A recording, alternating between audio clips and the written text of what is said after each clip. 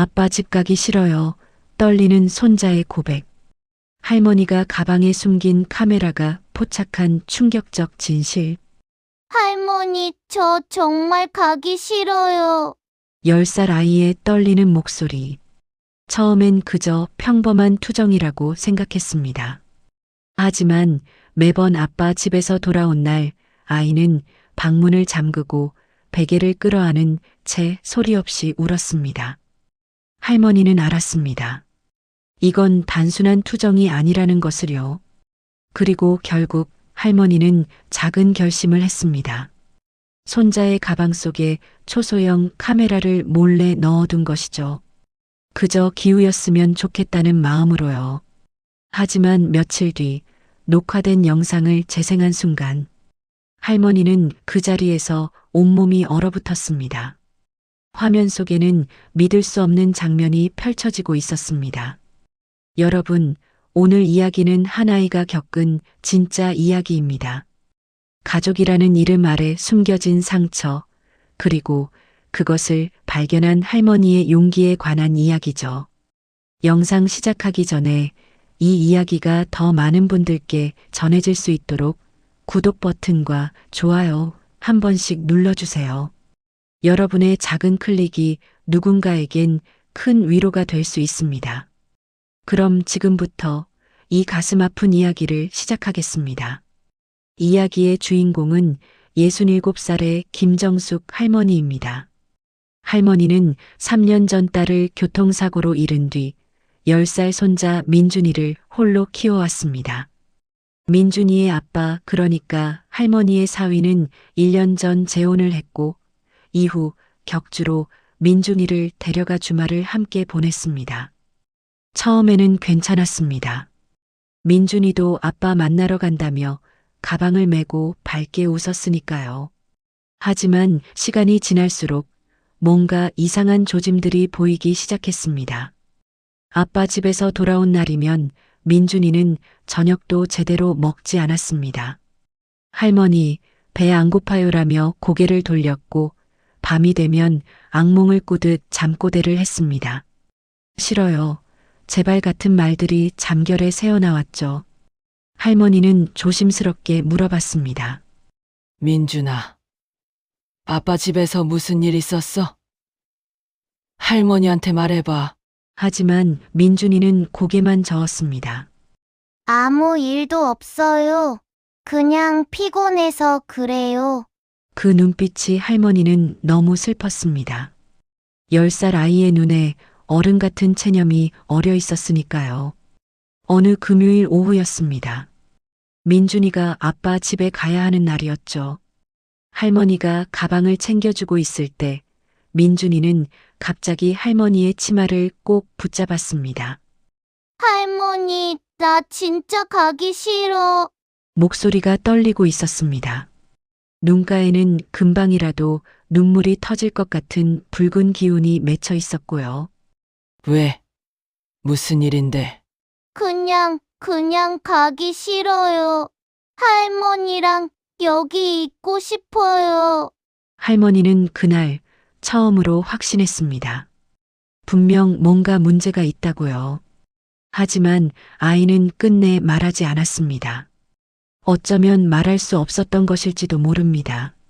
너무 어린 나이에 너무 복잡한 감정을 혼자 삼키고 있었던 거죠. 그날 저녁 할머니는 잠을 이룰 수 없었습니다. 이불을 뒤집어 쓴 채 수없이 생각했습니다. 재혼한 새엄마 때문일까? 아니면 아빠가 달라진 걸까? 아니면 내가 너무 예민한 걸까? 고민 끝에 할머니는 한 가지 결심을 했습니다. 인터넷을 검색해 초소형 카메라를 주문한 것이죠.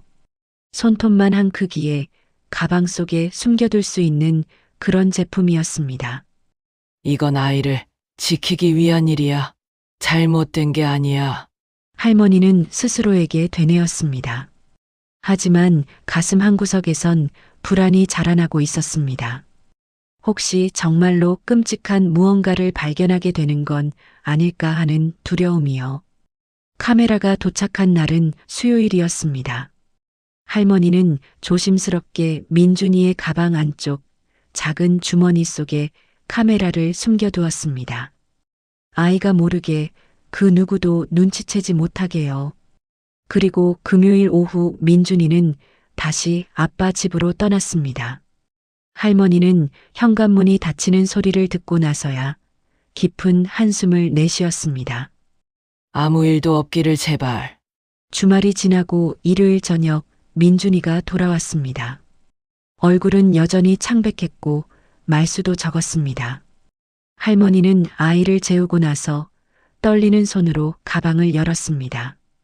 작은 카메라를 꺼내 노트북에 연결했습니다. 파일이 로딩되는 몇 초가 영겁처럼 느껴졌죠. 그리고 재생 버튼을 눌렀습니다. 화면이 켜졌습니다. 첫 장면은 아빠의 집 거실이었습니다. 깔끔하게 정돈된 소파, 커다란 TV, 그리고 중앙에 놓인 식탁. 민준이는 식탁 한쪽 끝에 작게 앉아 있었습니다. 그 맞은편엔 30대 중반으로 보이는 여성이 앉아 있었습니다. 민준이의 새엄마였죠. 그녀는 휴대폰을 보며 무표정한 얼굴로 말했습니다.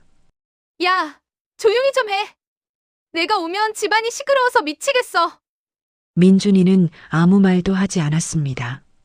그저 고개를 숙인 채 작은 목소리로 대답했습니다. 죄송해요. 할머니는 화면을 보며 주먹을 쥐었습니다. 아이가 뭘 잘못했다고 저렇게 말하는 걸까요? 그런데 더 충격적인 장면은 그 다음이었습니다. 민준이가 가방에서 작은 과자 봉지를 꺼냈습니다. 할머니가 싸준 것이었죠. 아이는 조심스럽게 봉지를 뜯으려 했습니다. 그 순간 새엄마가 벌떡 일어나 다가왔습니다. 그리고 민준이의 손에서 과자를 낚아채더니 그대로 쓰레기통에 던져버렸습니다. 먹지 마. 내가 여기 오면 자꾸 소리친다고 했잖아. 뚱뚱해지면 아빠도 싫어할 거야. 민준이는 아무 말도 하지 못했습니다. 그저 눈물을 참으며 바닥만 응시했습니다. 할머니는 화면을 보며 눈물을 흘렸습니다. 저게 무슨... 하지만 영상은 거기서 끝나지 않았습니다. 저녁 무렵 민준이의 아빠가 퇴근해서 집에 들어왔습니다. 민준이는 반갑게 아빠라고 불렀지만 아빠는 피곤한 표정으로 소파에 앉았습니다. 새엄마가 다가와 남편에게 말했습니다. 당신도 좀 말해요. 전처 애가 왔으면 눈치껏 조용히 있어야지. 맨날 저렇게 어슬렁거리고 우리 집안 분위기 망치잖아. 그 말에 아빠는 어떻게 반응했을까요? 아빠는 아무 말도 하지 않았습니다. 그저 TV 리모컨을 들고 채널을 돌렸을 뿐입니다. 민준이는 그 모습을 보며 천천히 자기 방으로 들어갔습니다. 카메라에 잡힌 아이의 뒷모습은 너무나 작고 외로워 보였습니다. 방으로 들어간 민준이는 침대에 앉아 베개를 끌어안았습니다. 그리고 아주 작은 목소리로 혼잣말을 했습니다. 엄마, 나 잘못한 거 없지? 내가 나쁜 애가 아니지? 그 목소리를 들은 순간 할머니는 노트북을 닫을 수밖에 없었습니다. 더 이상 볼 수가 없었습니다. 할머니는 그 자리에서 한참을 울었습니다. 다음 날 아침 할머니는 민준이를 조용히 불렀습니다. 민준아, 할머니랑 얘기 좀 하자. 민준이는 불안한 표정으로 할머니를 바라봤습니다. 할머니는 아이를 무릎에 앉히고 조심스럽게 물었습니다. 민준아, 아빠 집에서 힘든 일 있었지? 민준이는 고개를 숙였습니다. 할머니, 나 나쁜 애야? 아니, 넌 나쁜 애 아니야. 그런데 왜 새엄마는 날 싫어해? 왜 아빠는 아무 말도 안 해? 아이의 목소리가 떨렸습니다. 눈물이 뺨을 타고 흘러내렸습니다. 할머니는 아이를 꼭 안아주었습니다. 민준아, 잘 들어. 넌 절대로 잘못한 게 없어.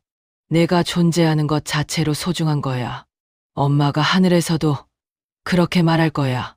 그럼 나 이제 아빠 집 안 가도 돼? 할머니는 단호하게 고개를 끄덕였습니다. 그래, 안 가도 돼. 할머니가 지켜줄게. 그날 오후 할머니는 민준이의 아빠에게 전화를 걸었습니다. 목소리는 떨렸지만 단호했습니다. 사위, 나 할 말이 있어요. 당장 만나요. 카페에서 마주 앉은 할머니와 사위. 할머니는 노트북을 꺼내 녹화된 영상 일부를 보여주었습니다. 화면 속에서 새엄마가 민준이에게 쏟아내는 차가운 말들, 과자를 빼앗아 버리는 장면, 그리고 아빠의 침묵. 사위의 얼굴이 창백해졌습니다. 어머님 이건 이게 당신이 만든 가정입니까? 아이가 매주 이런 고통을 당하고 있었는데 당신은 모르셨어요? 아니, 알면서도 못 본 척한 거예요? 사위는 아무 말도 하지 못했습니다. 그저 고개를 숙인 채 손을 떨고 있었습니다. 할머니는 차분하지만 단호하게 말했습니다. 민준이는 이제 당신 집에 안 갑니다. 당신이 진짜 아빠 노릇을 할 수 있을 때까지 저랑 살 겁니다. 어머님 제가 잘못했습니다. 다시 기회는 아이한테 주세요. 지금 민준이한테 필요한 건 사과가 아니라 안전입니다. 할머니는 자리에서 일어났습니다. 그리고 마지막으로 한마디 덧붙였습니다. 당신이 정말 아버지라면 아이를 지키세요. 당신 재혼 생활보다 아이의 마음이 먼저입니다. 그렇게 할머니는 카페를 나섰습니다. 그 후 몇 달이 흘렀습니다. 민준이는 더 이상 아빠 집에 가지 않았습니다. 대신 할머니와 함께 조용한 일상을 보냈죠. 학교에 가고 숙제를 하고 저녁엔 할머니와 함께 TV를 보며 웃었습니다. 처음엔 여전히 악몽을 꿨습니다. 죄송해요라는 말을 잠결에 중얼거리기도 했죠. 하지만 시간이 지나면서 민준이의 얼굴에 조금씩 웃음이 돌아왔습니다. 어느 날 민준이는 할머니에게 물었습니다. 할머니, 나중에 크면 나도 할머니처럼 용감해질 수 있을까? 할머니는 웃으며 아이의 머리를 쓰다듬었습니다. 넌 지금도 충분히 용감해. 그 힘든 시간을 견뎌냈잖아. 근데 할머니, 아빠는 나 사랑하는 거 맞아? 그 질문에 할머니는 잠시 말을 멈췄습니다. 그리고 천천히 신중하게 대답했습니다. 사랑에도 여러 가지가 있단다. 어떤 사랑은 따뜻하고 어떤 사랑은 서툴러. 내 아빠는 아마 너를 사랑하는 방법을 아직 모르는 것 같아. 하지만 그게 내 잘못은 절대 아니야. 민준이는 고개를 끄덕였습니다. 완전히 이해하진 못했지만 할머니의 말에는 진심이 담겨 있다는 걸 느낄 수 있었습니다. 한편 민준이의 아빠는 그 뒤로 여러 번 연락을 시도했습니다. 사과 문자를 보냈고 할머니께 전화도 걸었습니다. 하지만 할머니는 단호했습니다. 당신이 정말 변했다는 걸 보여주세요. 말이 아니라 행동으로요. 아빠는 결국 새엄마와 진지한 대화를 나눴다고 합니다. 그리고 상담을 받기 시작했죠. 재혼 가정에서의 관계, 아이에 대한 책임, 그리고 자신의 침묵이 가져온 상처에 대해서요. 아직 민준이와 아빠의 관계가 회복된 것은 아닙니다. 하지만 적어도 아빠는 이제 자신의 잘못을 인정했습니다. 그리고 할머니는 오늘도 민준이의 곁을 지키고 있습니다. 여러분, 이 이야기를 통해 우리가 기억해야 할 것이 있습니다. 가족이란 단순히 피로 이어진 관계가 아닙니다. 진짜 가족은 서로를 지키고 보호하고 존중하는 사람들입니다. 그리고 아이들은 절대 눈치를 보며 살아서는 안 됩니다. 아이들에게 필요한 건 조건 없는 사랑과 안전한 공간입니다.